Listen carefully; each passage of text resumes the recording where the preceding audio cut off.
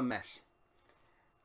I am your humble narrator, Amanda, here with tales of daring do and daring don't, with the intention of amusing, entertaining, and perhaps even educating. And in return, all I ask is that you stay a while and listen.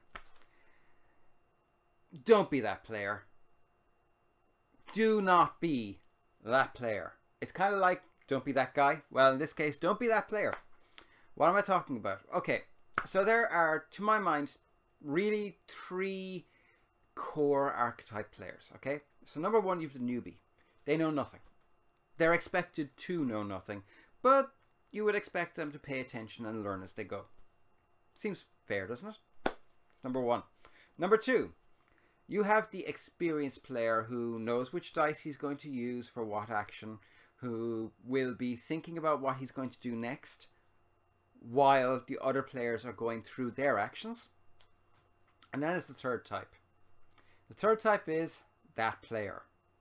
Who am I talking about? I'm talking about the numbnuts who, despite the fact that he has been playing tabletop role-playing games with the same system for 5 or 6 or 7 or 8 or 9 or 10 years, he still doesn't know what dice to roll for initiative. He still doesn't know what dice to roll for his damage output. You know, it's like, dude, you have a dagger. It does 1d4 damage. It's on your character sheet. Don't be that guy. Don't be the guy who plays the big hulking 7 foot tall, 6 foot wide barbarian who decides the barbarian is going to act like a thief. That's not where your strengths lie, dude. Yeah, in an absolute emergency when your party thief is dead or slung over your shoulder unconscious and you have no other choice, try and pick that lock. Probably going to be better off trying to kick the door down, but try and pick that lock. Might work. You never know. But don't pretend that your 7 foot tall, 6 foot wide butt is going to be able to sneak through an encampment the same way that a thief will.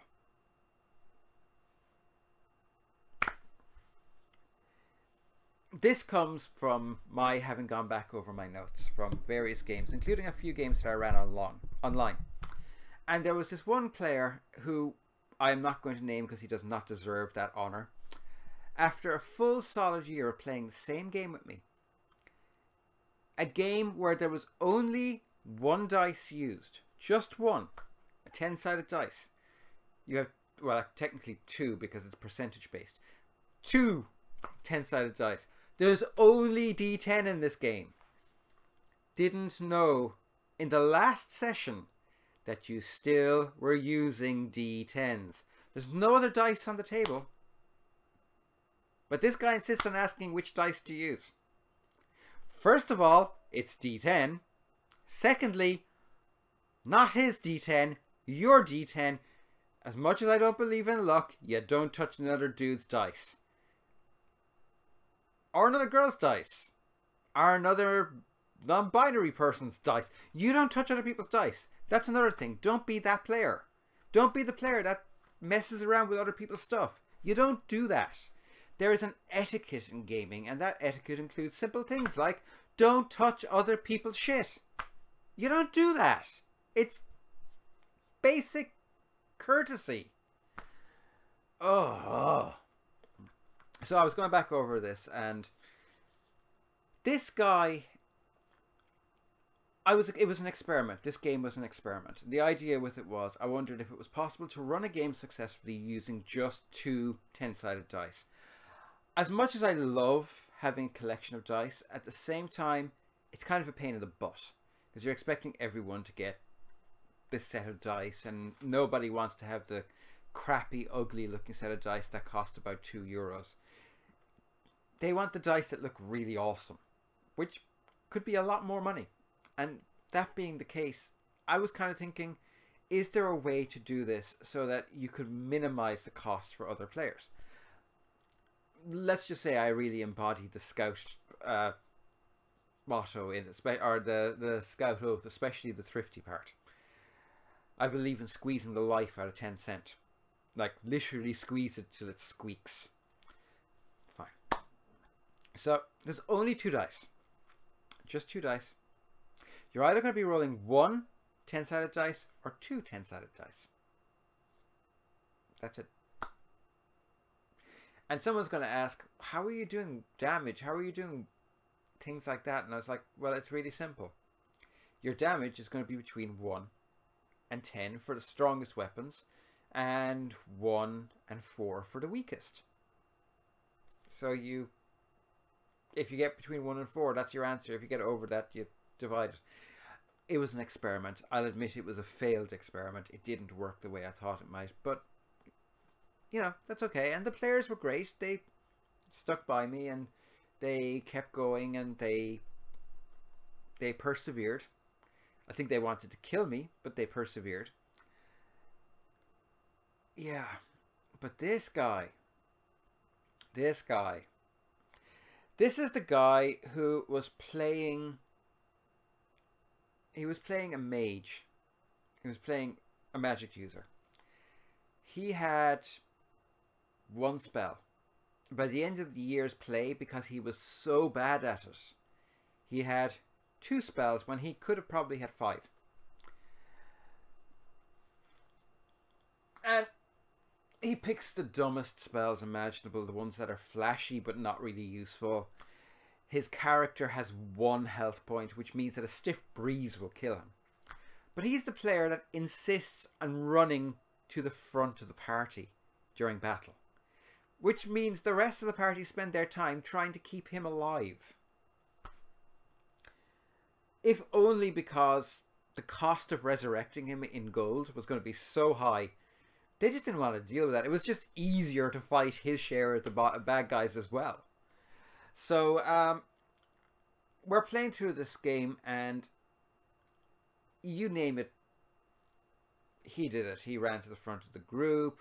He tried to grab more of the loot than his share. He managed to drown not once but twice. And they had to have him. They had to keep him alive. Because the alternative was him playing another character who would probably even be worse. Now, the worst thing about this guy is, this guy has been, as far as I can tell, he's only ever played in this game with me, and he will never ever play in a game with me again. Ever. As far as I can tell, he's been gaming for about 10 years. But this guy just refuses to learn. And it's not that he's incapable of it. He just refuses to. He's the guy that was sitting at the table. He would bring a 6-pack of beer. He would down them one after another. He would be fairly well cut at the end of the night. And have no clue what was going on. Would disrupt the game.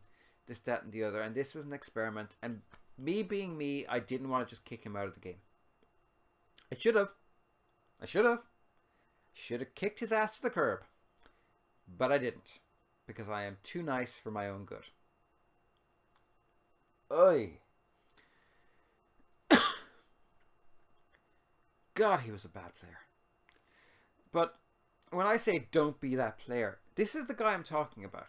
If you're going to take up role-playing, if you are a role player, put a little effort in. Learn which dice is which dice is used for what. Learn your character and learn your class. We will talk about that particular aspect of it in detail in the future.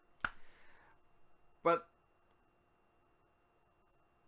don't be the guy who expects everybody else to remember everything for you.